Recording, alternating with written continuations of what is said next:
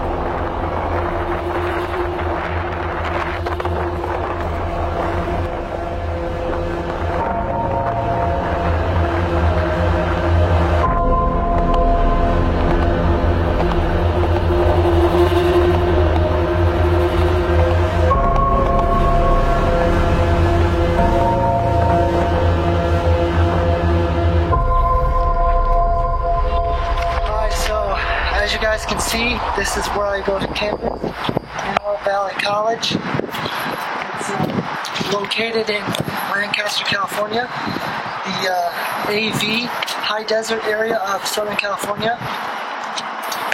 Right now, I'm going to take you to meet a very close and very motivational guest speaker, friend of mine. He's one of the most motivated devil dogs you've ever met in your life, or you will ever meet and learn of. And it's a pleasure and an honor to be interviewing him today. So stay tuned for that.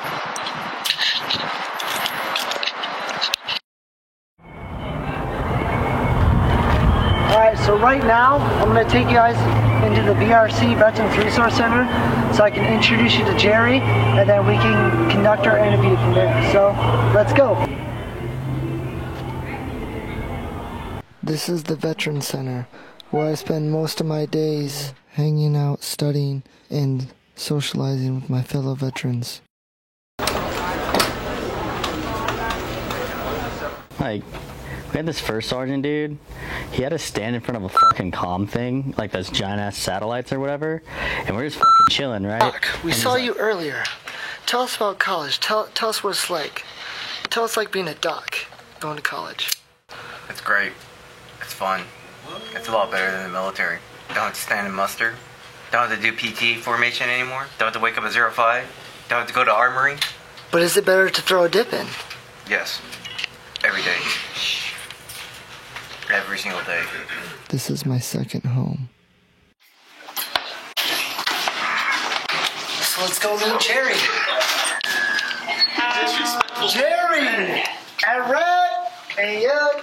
Motivated devil dog himself. How are you doing, son? Thanks for coming, sir. Give me time for you. Give me time.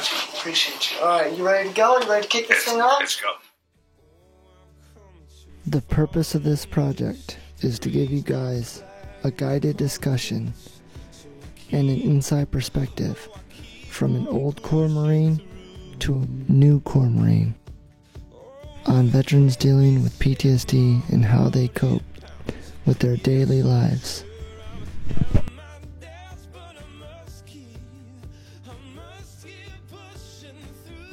Really backbreaking. They didn't give us any back braces. They didn't give us any equipment to use. It Well, was of course not. You're a Marine. You're made of rock. Good enough. Let's get going. Get to it. Here's the script. So, again, nice having you here, Jerry. Please, thank you for asking me. True pleasure. True pleasure. So, before we get into the potatoes of this discussion, because it's a very serious topic, it's about PTSD, and not just only PTSD with Marine veterans, but PTSD in general. And before we get into the serious aspect and serious part of this interview, I would like to talk about the new MREs. Have you... I'm sorry, I didn't mean to laugh. Dude, they look great compared to C rations, son. I can't even imagine. Didn't C rations come in like little square tins? Like little... Round green cans. Yes. Very well. All right, so before we begin, I would just want to ask you a few introductory questions. Who you are, what brings you here to AVC, Antelope Valley College, when did you serve, where have you served, why did you join the Marines, just some basic information about you. So, My name's Jerry Lawrence. I am a United States Marine Corps veteran. I came to AV College about 2 years ago at a request to volunteer at the Vet Center to help the young veterans. I've been aware of PTSD forever.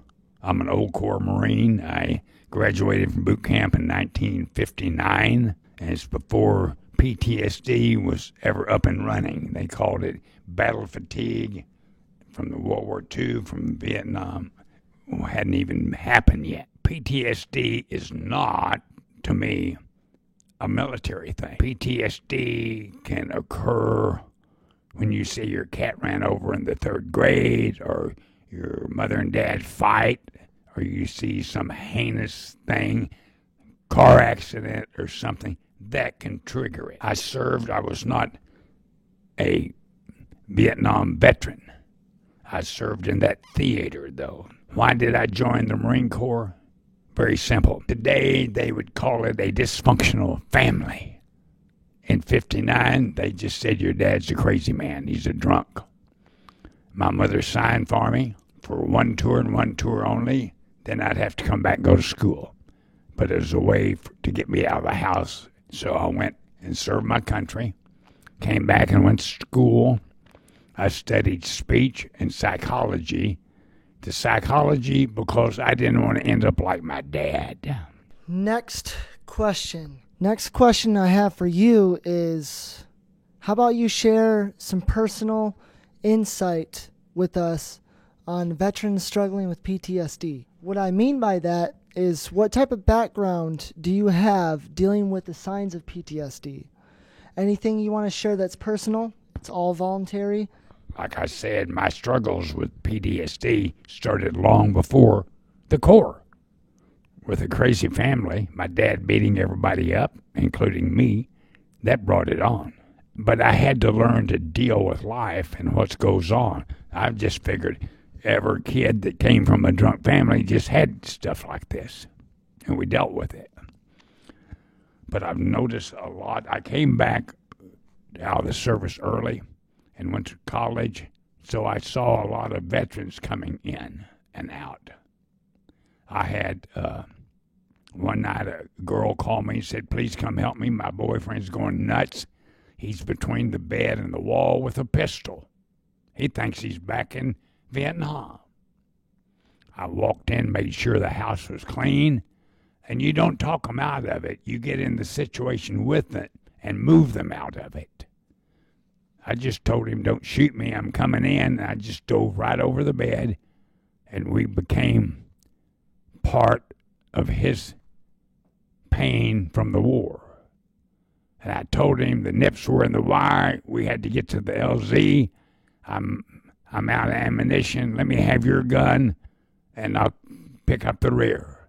He ran out into the yard. I dumped the pistol, dumped the ammunition out of it. I went out right behind him, And he was just on his knees crying, and I didn't know what else to do. I just put my arms around him and told him, we're going to work our way through this. And you have to find that turning point for each individual. When I went to the center, they stuck a name to me as Grandpa. All because I'm 78 years old at the time. I'm old enough to be your grandpa. And the best thing a good grandpa does is listen. And I told them I cannot help them unless they talk to me. So it took a while for them to get used to me, because just general conversation pulled them in a little further until they felt comfortable to talk. And I tried to get them to understand a lot of their fears is from the past. And there's an old saying, he who lives in the past can't move forward into the future. And I try to find them a safe place to go to where they can take a deep breath and feel relaxed and try to work through their anguish. Truer words have never been spoken before. Thank you. That was an incredibly powerful story. I myself struggle with, letting myself open up to others, especially about my past, because I know it's hard to talk about, but in order to move on, in order to progress in life, you have to be okay with the past and move on with it. And I know that, and I got out 2 years ago. I'm still working with it. It's not some speedy recovery that's going to take just overnight to fix. It takes a long time, a lot of talking. I still wake up in the middle of the night thinking about military and what it did. That's funny that you bring that up, because I still have nightmares and dreams of being back in Okinawa, Japan, and being back in boot camp. I still have those dreams, even after 2 years of being out. It's crazy that you bring that up. That's funny. So moving on, I would like to talk about breaking from the stereotype mindset of PTSD. So let's dive into a little bit more of what you were talking about earlier, how veterans, not just Marine veterans, but veterans across the board, suffering from PTSD, you don't just have to have gone in a deployment or in a combat zone to have PTSD. So from that, we're also talking about, do you agree that it affects people differently? How one person copes with certain triggers and how the other person, it can completely different triggers and effects as well? There's no set pattern for PTSD. If that was the case, they would write one book, Chapter 7, PTSD, Combat Disorders. Paragraph 3, Dealing with Death of a Friend. Then we just use one book and we can deal with it. But you'll never find that as the answer. PTSD affects everybody in a different way. If you ever had to hold your friend as he bled out and you hollering at him, telling him to stay with us, and the corpsman is putting intestines in the big hole in his stomach and they keep falling out the bigger hole in his back, that will stay with you forever. And you have to understand why. I had a gunnery sergeant explain to me once. I was having difficulties, and he said, Jerry, he said, God put a number in the back of your head. And when it's due, it's due. Nobody knows what it is. No chaplain, no doctor, no gunnery sergeant knows what it is. You have to understand every day is a good day to die for a righteous cause and get on with your life and do the things you've been trained to do. So I'm telling you, get on with your life. Do not live in the past. Find that special place you can go hide, go to. It might be in your head. It might be the top of the mountain. It might be at the beach. It might be someplace quiet and serene. Or you can be out driving your race car to break the pattern of why you cannot let go of the past. Always keep in mind, if you don't let go of the past, you can't move forward in the future. And your life now is the future that's going to count the most to you. Before we move on, actually, I would like to talk about, do you feel that the public doesn't effectively handle awareness in regards to the misconception that veterans with PTSD could become violent and commit heinous acts of gun violence? Well, see, that's how everybody feels PTSD. This guy's going to go nuts, going to go get his rifle, go to the school and kill everybody. Not necessarily. You can have PTSD as hard as anybody, but it doesn't affect you that way. It might be tears of remorse. I should have done more. I should have done better. Why him and not me? But I don't have anything in my head that says I'm going to go kill a bunch of people over it. So that's why PTSD is different for everybody. I completely agree with you on that. One other thing I would like to talk about next would be differences you've noticed personally from the old Corps to the new Corps. So, like, some of the things that you experienced back in the old Corps, would that also affect you and also be a form of PTSD as well? Because what I'm talking about is the new Corps changed a lot, and it has a lot of hazing policies that are set forth now to protect Marines from the overuse and abuse of discipline and violence while serving our country. So I just want to get your insight as to how the old Corps transitioned into the new Corps. Well, I am old Corps through and through. Old Corps Marines. Marine Corps doesn't ask you to come join them unless die-hard war and they end up putting you in the draft. We go to the Marine Corps and ask them, can I try to be a Marine? I'll let you sign up, but you have to prove to them that you earned this Globe and Anchor. And it's hardcore. Press, press, press. The first night I was in boot camp, I had to go have 3 stitches put in my lip because the drill instructor hit me with a swagger stick. But I wanted to be a Marine, so shut up and be a Marine. That's what I kept telling myself. And you push it, and you push it. But that's old Corps. The new generation of Marines, sometimes I don't understand, because I only understand one thing: to be as mentally and emotionally tough as you can be. Because combat is tough.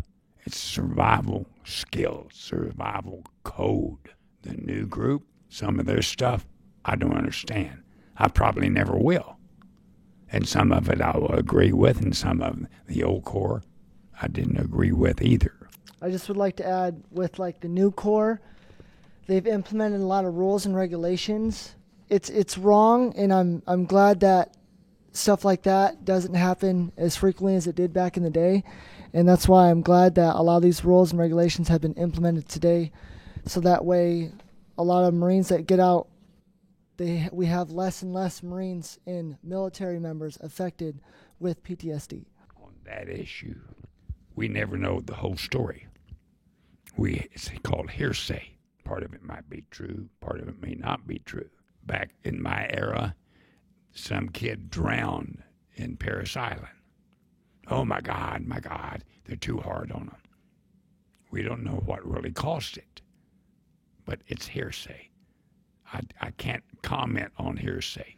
So finally, what I would like to end this off with is, let's discuss this mutual saying that you understand to heart and I understand to heart, and take it to heart as well. My grandmother once told me before she passed away that this too shall pass. No matter what happens or what's going on in your life, this too shall pass. So elaborate on that from your aspect. I'm 79 years old. This too shall pass. It's all about life and how you perceive it, the parts you keep with you and the parts you try to get rid of. Like I said, he who lives in the past can't move forward to the future. Concentrate on the good things in your life. That's all you have to do.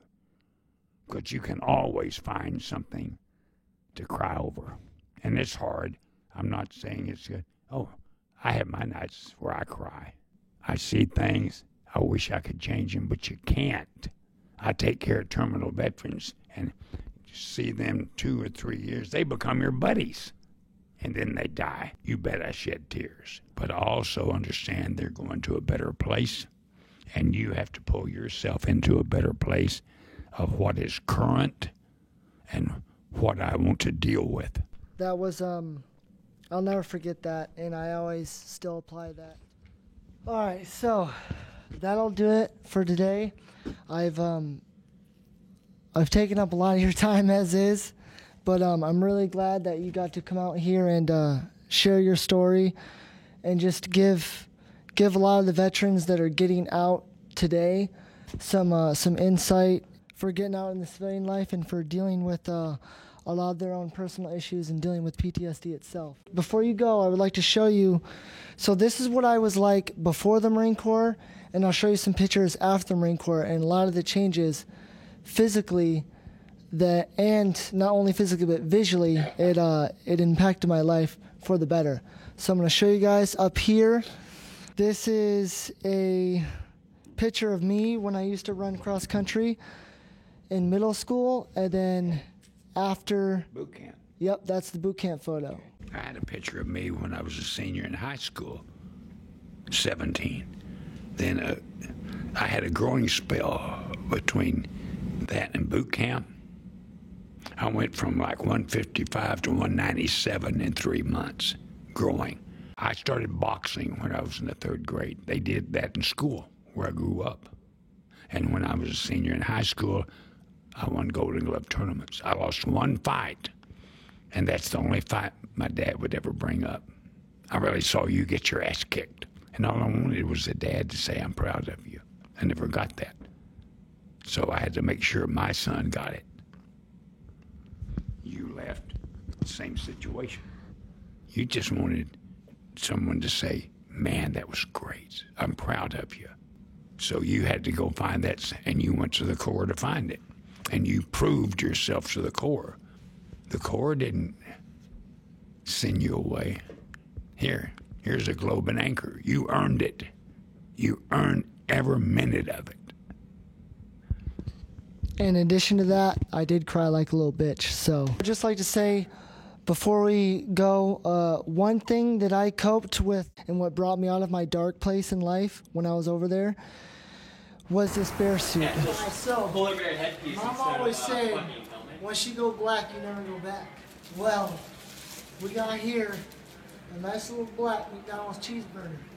This lovely little bear suit here that looks like it's been through the ringer, World War I, II.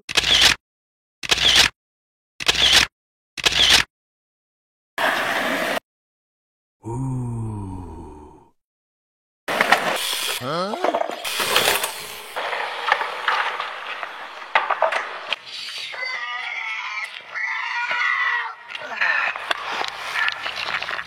When dealing with mental health issues, it's always important to get hobbies to clear your mind and thoughts. This is what I do to clear my mind.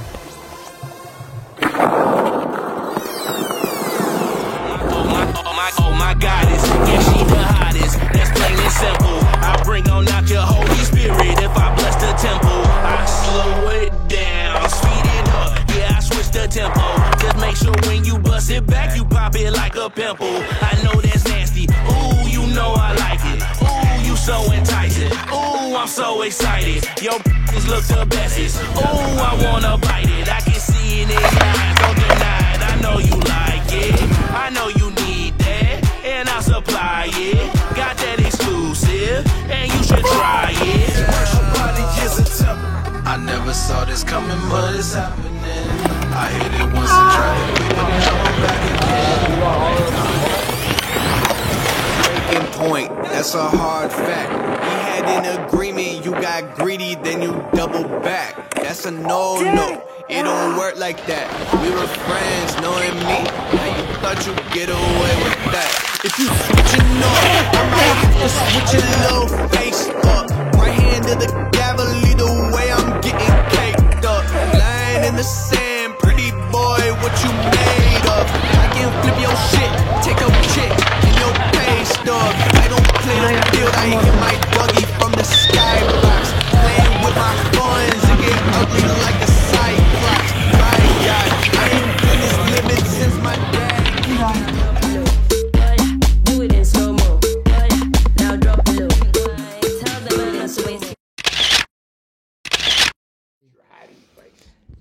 That was my safety blanket. That's right. You put that over you, nobody can get through to it. Nobody can get through to me. He gets the attention and I don't every time I went out in town. So it's kind of like it was a way for me to cope and to deflect all the attention from all these strangers away from me and to him, so that way I could go out and feel comfortable again out in public. You had to learn how to deal with you, and that's how you did it. That gave you the time to put things in the right perspective to being an adult in the free world. You can't go hide.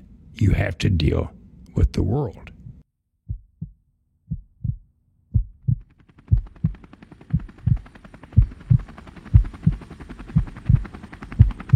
You are not alone. There are countless other veterans and battle buddies alike who are suffering with you. Don't be afraid to speak out and speak up. Seek help. You are a much stronger soldier and human being. For taking initiative and seeking help from one service member to another. Semper Fidelis.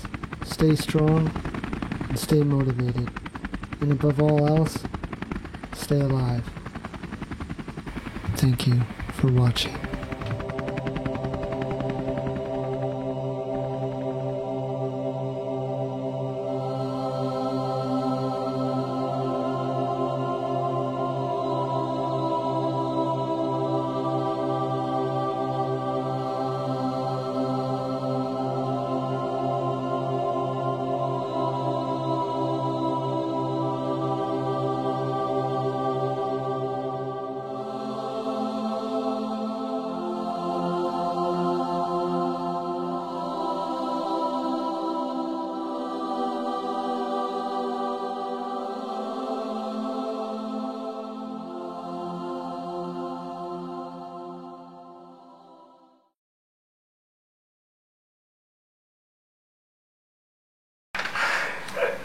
Otherwise, we'll get started.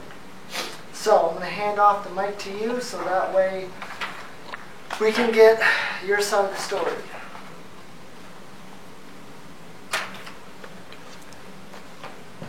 First, you ask here, who are you? Well, my name is Jerry Lawrence. I'm a United States Marine Corps veteran.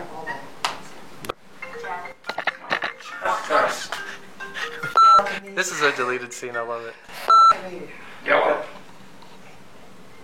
They quit. I felt like they were forgotten by the military that they served. So we created an award called You're Not Forgotten. And we got their discharge papers and got the correct information put on it. And I went to the recruiters and sold them this program I wanted to do. And they just loved it. They thought it was a good way for them to tell the old veterans that they were appreciated for what they have done. And the first one we presented it to, we had a little Army guy from World War II, he's about 97 years old, was in a bad place, health and everything. Also, another thing that I used to help cope was I got back into skateboarding. Because I did that from dusk till dawn every day during the summer. And that was just my one sport, my one activity that I'm still passionate about to this day. And I would skate around in this bear suit. Really comical, got a lot of laughs, happy faces and happy smiles and stuff like that. And it helped me spread positivity and laughter, which is really, really key in combating PTSD. Is you gotta make yourself laugh, and you can't take life so seriously. Because we're all gonna die. No one's getting out of this alive. So on that note, find what makes you happy, whether it be from childhood, whether it be when you were a toddler, whatever it was that you found that made you happy and feel like a little kid again, do that, pursue that. Because if you don't, if you let your demons take over, it's not going to be pretty. And I just want to let everyone know that from one Marine to the other. Stay faithful, semper fidelis, stay motivated, and don't ever let yourself get downtrodden or let anyone else tell you who you are, but you, a United States Marine and an American veteran of the armed forces. Semper Fi. Semper Fi. Thank you for coming. Thank you. My pleasure. My pleasure. Thank you very much.